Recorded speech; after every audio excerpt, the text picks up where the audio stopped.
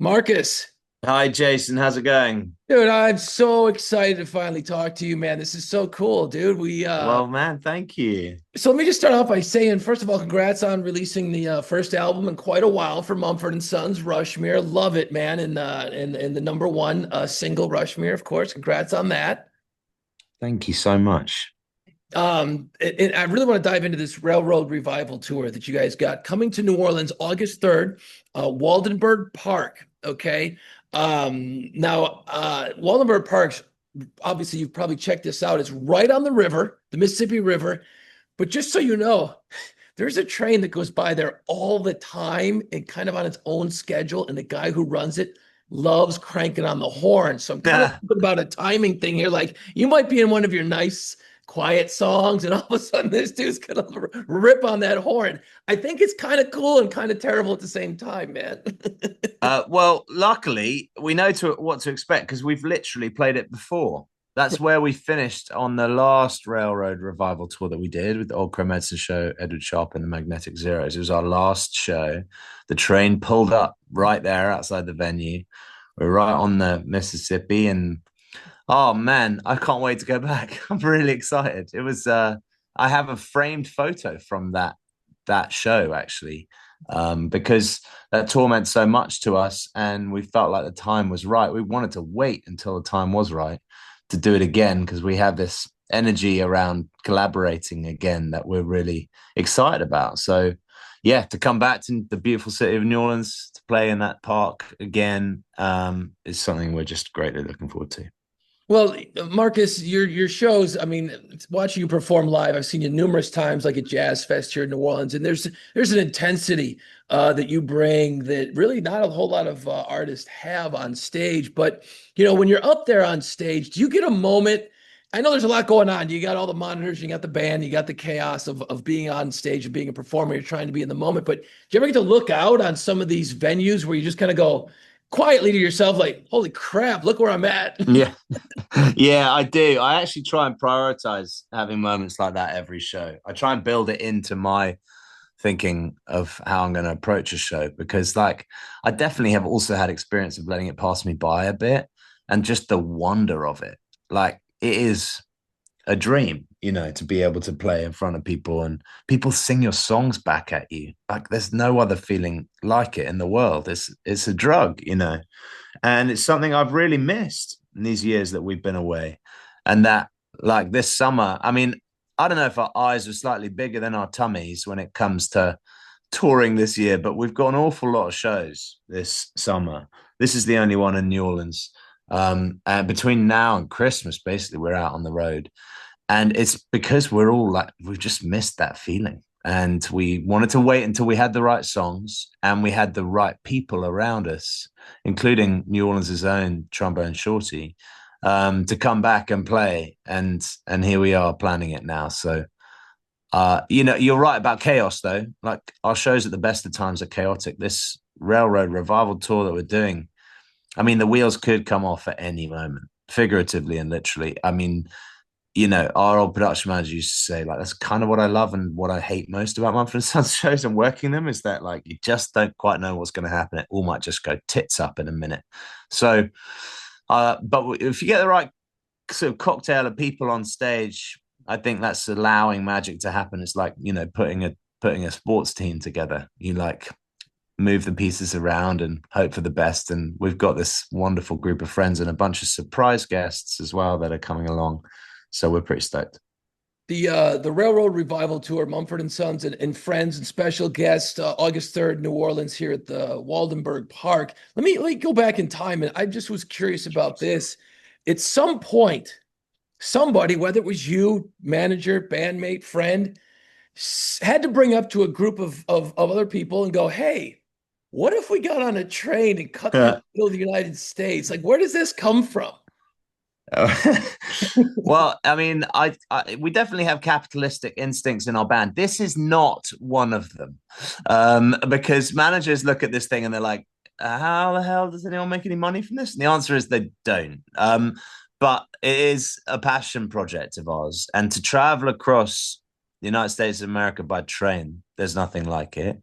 To do it with musicians that you love and admire and want to. We're basically like kidnapping our favorite musicians, you know, making them come out on the road with us. But yeah, I mean, it's a crazy idea. It's a very expensive idea. But it's the kind of thing we only thought we'd ever get to do it once. So getting another chance to do it's just not something we could leave on the table. You know, we had to leap at it, and it required. I mean, it's taken crazy amounts of time to build it and to plan it, and now we're getting close, and we've announced it, and we're telling people about it. You know, now I'm getting really excited. It's becoming real. So let me just go back in time a little bit because I was at the show back at Jazz Fest in New Orleans back in Huh. 2023. You brought out Trombone Shorty and you did the famous New Orleans song "House of the Rising Sun." So let me start there, and I want to walk us forward through that.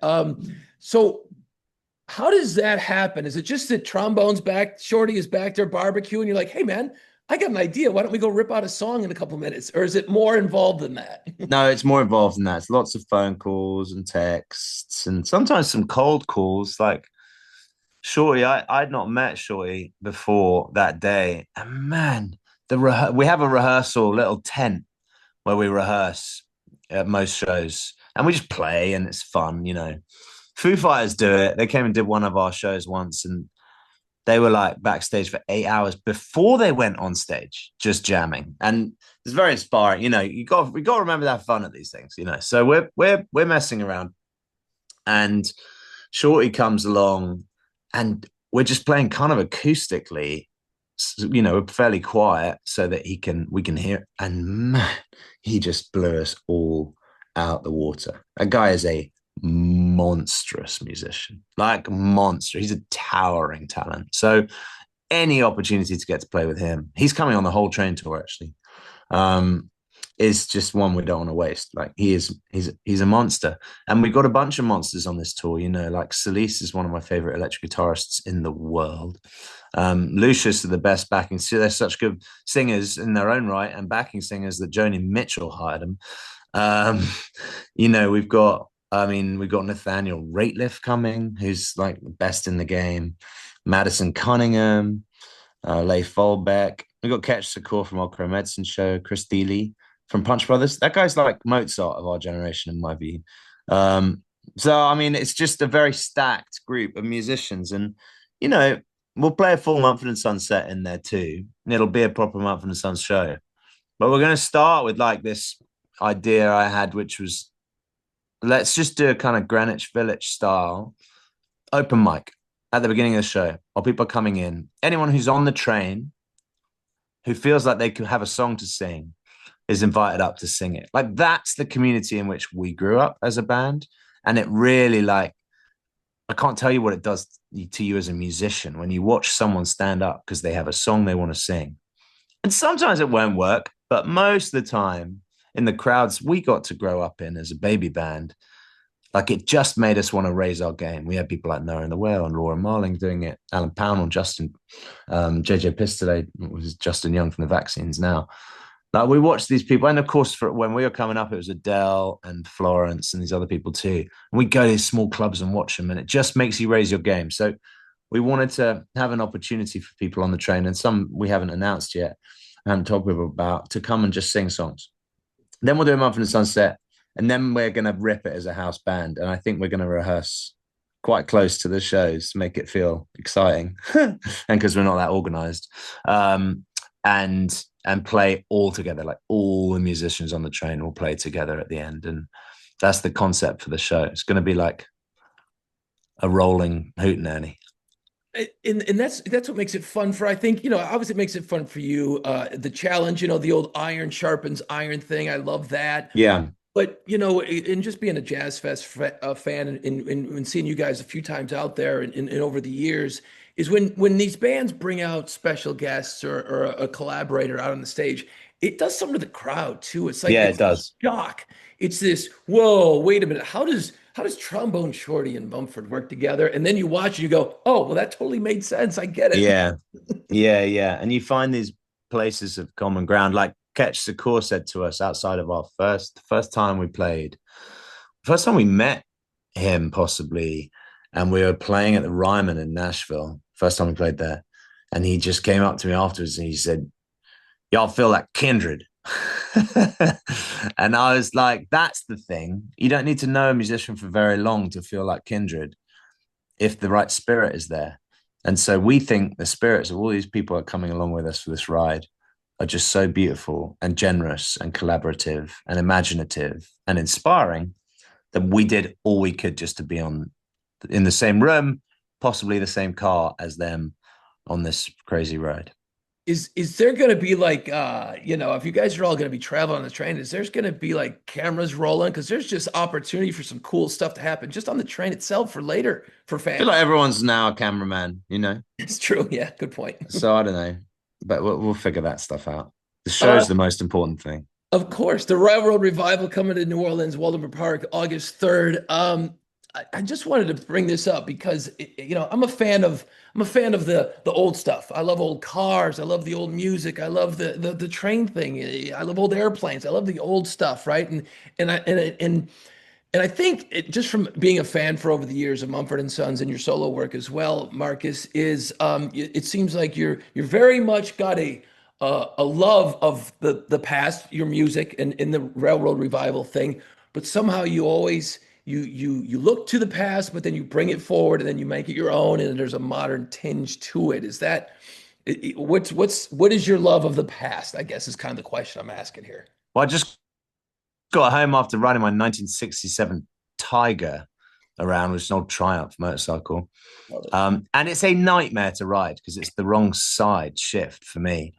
And rarely starts, but the sun was out and it was t-shirt weather in the UK, which is very rare. So I took it for a ride and that was very fun.